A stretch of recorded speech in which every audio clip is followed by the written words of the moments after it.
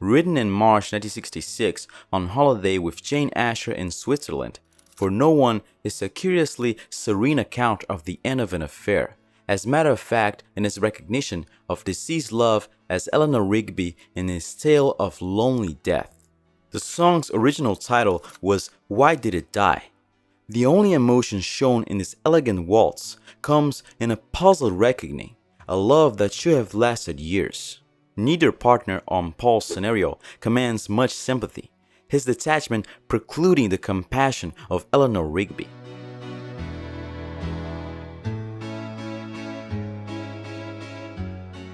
I remember the descending bass line trick that it's based on, Paul said.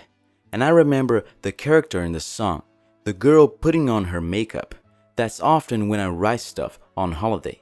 I'm just sort of relaxed and there's maybe not much to do. One may speculate that Paul's relationship with Dot Rhone was the inspiration for No One, but later insights appear to point in another direction.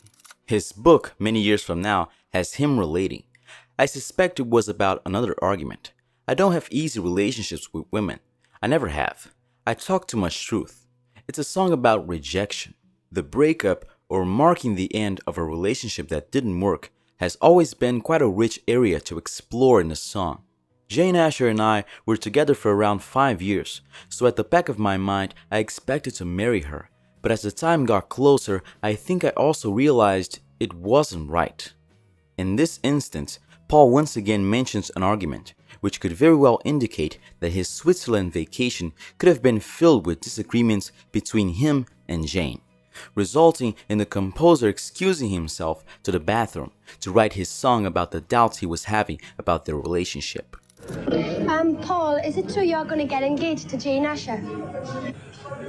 No, it's not true. The papers started off by saying I was already engaged, and now the papers tell me I'm married, and they tell me I'm divorced now. So I don't. Maybe I am married. Oh, sorry. Maybe I am married. I don't know. The papers tell me I am. I don't think I am. I'm not getting engaged. It appears that this was completely a Paul composition without any input from John. For No One? Paul's one of my favorites of his too. That and Here, There and Everywhere. Nice piece of work, I think.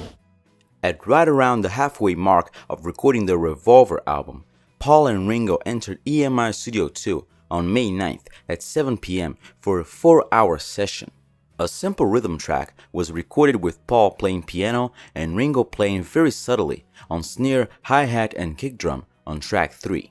It took 10 attempts to get it right, only 3 of these making it through the entire song. A few elements were overdubbed onto track 1 of the 4-track tape, with Ringo adding maracas and extra cymbals while Paul played a clavichord. The clavichord is a vintage keyboard that has roots that go back to medieval times, this being a forerunner of the piano.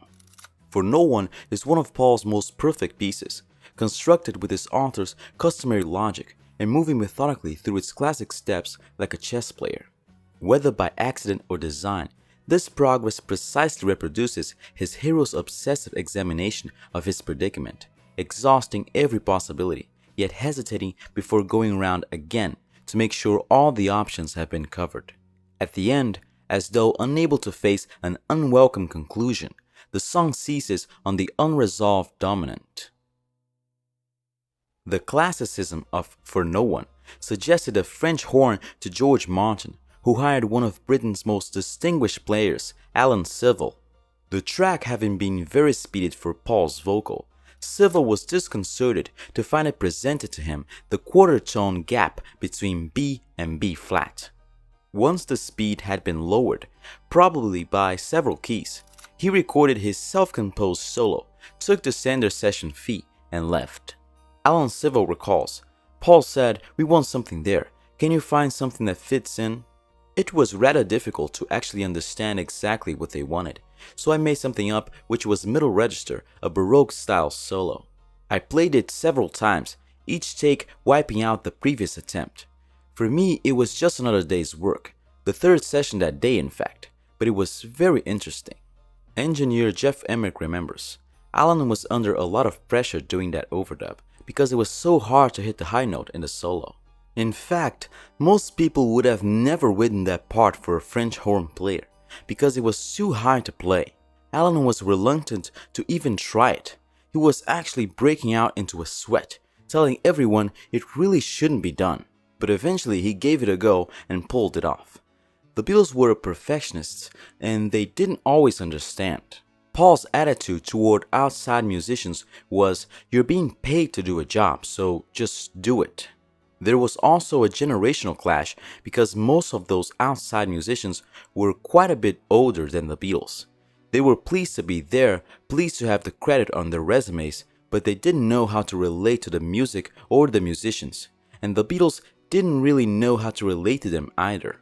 George Martin served as the middleman, as the bridge between the two generations.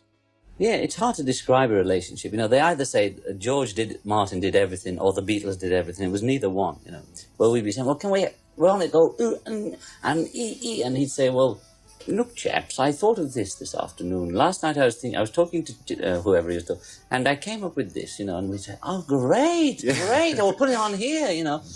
But he also come up with things like, well, have you heard an oboe? Oh, which one's that? Is this one? Yeah, that would be nice. Things like that. So it was really, we grew together. Alan did return to EMI Studios to work with the Beatles once again on February 10th, 1967, as one of the orchestra musicians on A Day in the Life.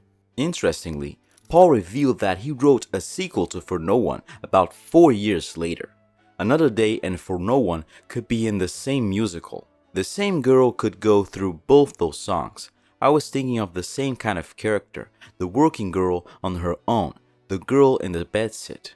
When I came to write Another Day, I thought this was the same girl who woke up and made up in For No One. The result, of course, became Paul's first solo hit after the breakup of the Beatles.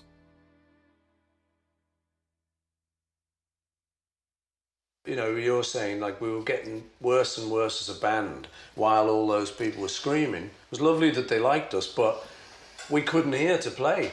So the only place we could develop was in the studio where we could hear ourselves. Also, we were losing interest to play on stage. And I think the most important thing was the safety aspect, because soon after that it became terrorism and all that kind of stuff. When we were going, there was only us and 2 people.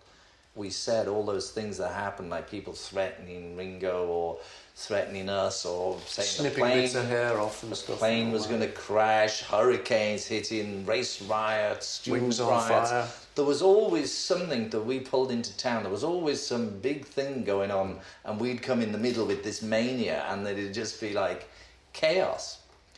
So it was just becoming too difficult, on the nervous system. That's what I felt. When we'd all decided it, we said, well, what are we going to do? Like, announce it? The Beatles have given up touring. We said, no, just don't say anything. There's no more touring. What do you do when you don't tour? There's no life.